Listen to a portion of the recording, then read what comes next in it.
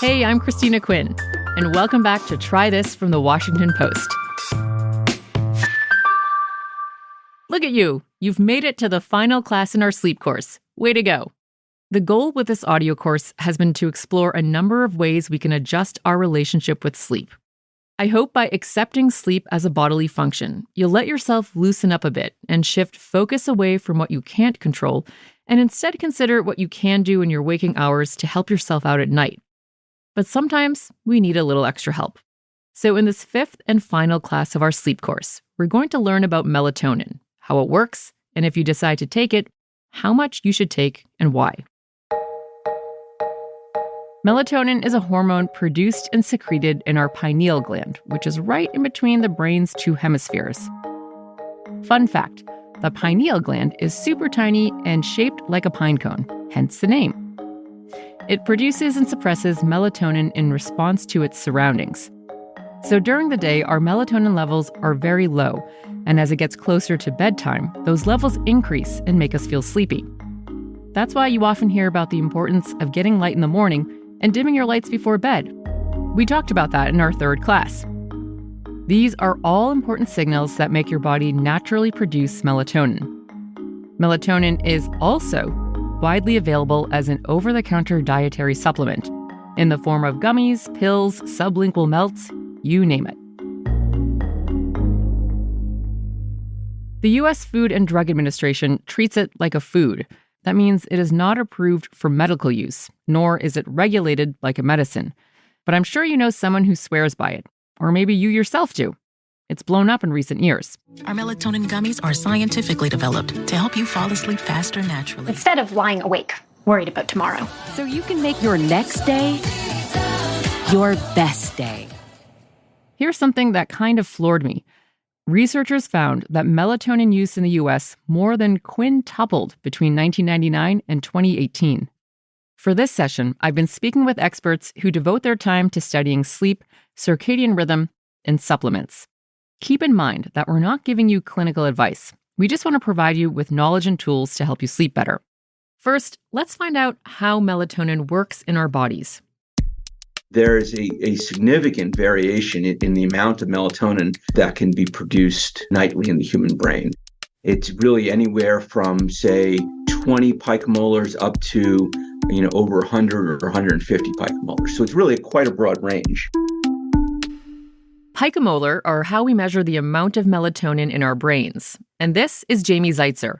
He's a professor in the Psychiatry and Behavioral Sciences Department at Stanford University and co-director of Stanford's Center for Sleep and Circadian Sciences.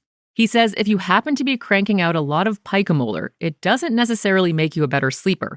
And the reason for this is unclear. There doesn't seem to be a difference in people who make 25 or 50 or 100 or 150. That does not seem to change their sleep. We don't find any real, significant correlations with how they sleep or if they've got insomnia or anything like that.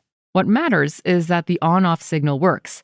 Ideally, you want to rely on your own body's melatonin to whisk you away to sleepy town, based on triggers that we've talked about throughout this course: scheduled worry time, calming playlists, and adjusting your lighting before bed. But sometimes you might want to turn to an over-the-counter supplement. And our second sleep expert in this lesson says taking melatonin can be a good option. There is very good evidence that in very specific situations, melatonin can be helpful. Peter Cohen is a primary care physician at Cambridge Health Alliance in Massachusetts and an associate professor at Harvard Medical School. He's done a lot of research on supplements, and specifically melatonin. So sometimes a person might be called a night owl, someone who's cannot go to bed until 3 or 4 in the morning and then sleep soundly until 1 in the afternoon. In those situations, melatonin might have a role because it helps reset that day-night cycle, the timing of the day-night cycle. A meta-analysis of 14 sleep studies showed that short-term use of melatonin can help you fall asleep 5 to 18 minutes faster than a placebo. So, like Dr. Cohen said, if you're a night owl who wants to reset your rhythm, or if you're looking to fall asleep a few minutes faster, then melatonin might be the right fit. You can take it 30 minutes to 2 hours before you plan to sleep. It can also be useful when you're traveling across time zones and need help resetting.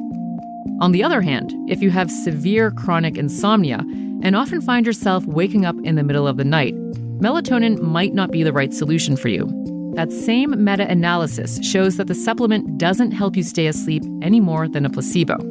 So overall, melatonin can help you fall asleep, but there's no evidence it's going to help you stay asleep.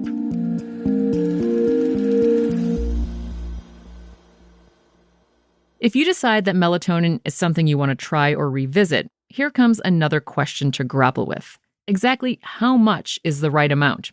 When you set out to buy melatonin at the grocery store or health food store or wherever it is you get your supplements, you're likely to see doses of melatonin in amounts like 1 milligram, 3 milligrams, 10 milligrams, or even higher. But it turns out those levels aren't exactly a match for what our bodies produce on their own. In fact, they're not even close.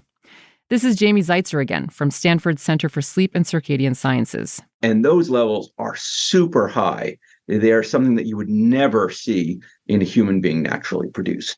Remarkably, if you can take around 0.3 or 0.5 milligrams, that's physiologic replacement. And that's, in fact, even on the high side of physiologic replacement. A physiologic replacement mirrors what your own body produces. And Jamie is saying we should be taking doses much lower than what's lining the shelves in any pharmacy or supermarket. So what happens to our bodies when we take those 5 or 10 milligram doses, amounts much higher than what our pineal glands would naturally produce? We really don't know what it's doing, because not only is it acting on melatonin receptors like the lower dose does, but at these higher concentrations, they're acting also on dopamine receptors, benzodiazepine receptors, serotonin receptors. So all of these receptors aren't particularly sensitive to melatonin. But when you're using that much, well, that's enough to get a signal. And so at these higher doses, it might actually be that it's not just the activation of melatonin that's working, it's the activation of melatonin plus a little dopamine, plus a little serotonin, plus a little of the GABA system. This could explain why some people feel groggy the morning after taking a higher dose of melatonin. We're essentially flooding our system with a hormone that's firing off all these other receptors in our brains. And as Dr. Cohen puts it, that's not how hormones typically function. Almost every other hormone I can think of, if you give 2, 3 times, 10 times as much, you're going to quickly run into problems. For reasons that are not really clear, it doesn't appear that if you just give 2, 3, 4 times more melatonin than the usual amount, it's dangerous. If 4 to 5 times the amount of melatonin is not dangerous, why not give 50 times, 100 times more melatonin than our pineal gland usually excretes?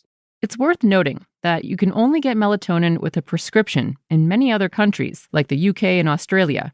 But again, here in the US, the FDA essentially treats melatonin like a food category and doesn't regulate it like it would a drug.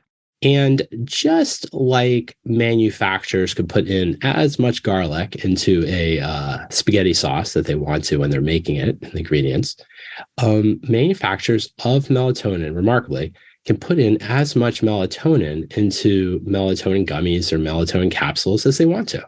And that's sort of what's happened with this thinking that sky's the limit. Now, if you're wondering how many more Italian food references you're going to have to hear about in a course on sleep, I'm here to make it clear that's the last one. You know what's not always as clear? Melatonin product labels. Sometimes melatonin supplements are mislabeled and include other stuff. In 2022, Dr. Cohen conducted a study designed to figure out what exactly is in over-the-counter melatonin gummies. We took a look at 25 different products, and these were mainstream products. What we found was that only a small minority of products, only 12%, were accurately labeled. Most of the products did not contain the same amount of melatonin that was listed on the label. That didn't really surprise us because we've done a lot of research looking at the accuracy of labels for dietary supplements in the States. But what did surprise me was how often it was that the products had more melatonin, sometimes a lot more melatonin than listed on the label.